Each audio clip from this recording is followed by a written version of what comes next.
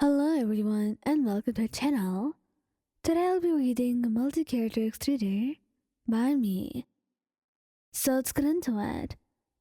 Albedo. Albedo would never resort to physical violence under normal circumstances. He was a gentle creature, a person who loved you. And he was just gentle in general.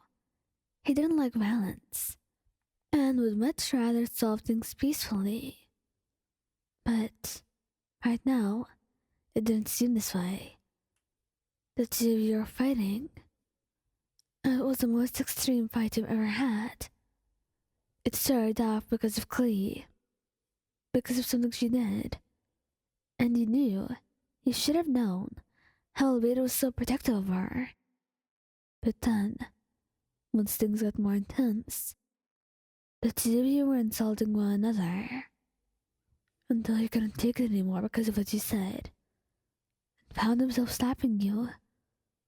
Once he actually saw what he did, he was frozen in place, as if he hadn't realized it, while you were cupping your cheek with your hand, the two of you staring at one another in surprise, like he didn't see this happening.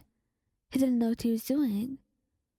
He couldn't look at you any longer, looking down and apologizing quietly before walking away.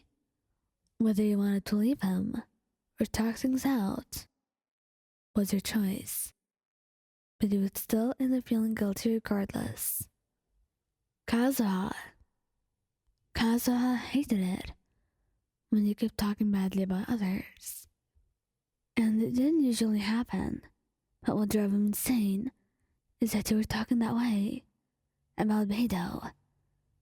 Beidou was like a big sister to him. She was family, and he was not going to allow you to treat her that way. She saved his life in more ways that he could count, and he would do anything for her. And once he explained that to you, you got even angrier, jealousy overtaking your own emotions. You couldn't think clearly, even though it was obvious to anyone else. So once he kept going on and on about her being useless and just a curse to others, that word, it tore him out of his trance, and he found himself hitting you hard. He stumbled back, holding your hand to your cheek, shocked. Kazuha? He said, because he didn't expect it. He didn't expect Kazuha to hit you. Not him. He was always kind and gentle to you, so he didn't see it coming. Before you could utter a single word, he left quickly, crying, not wanting to see you again. Venti.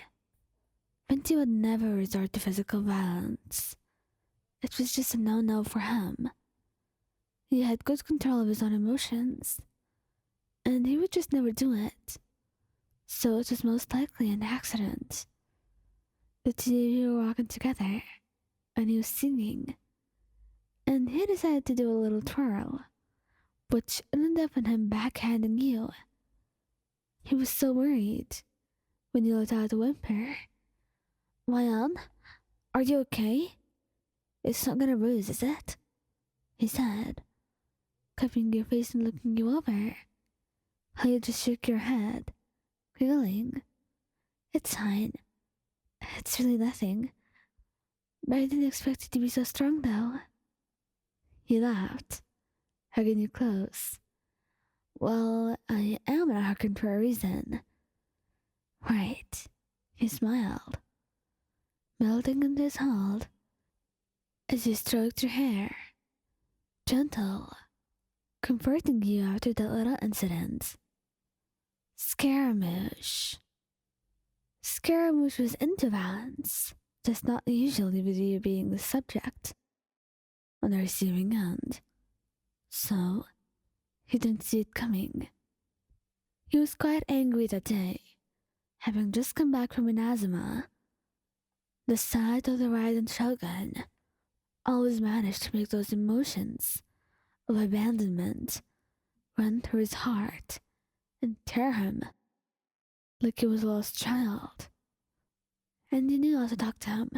He knew not to, but it was urgent. And also, you couldn't help yourself.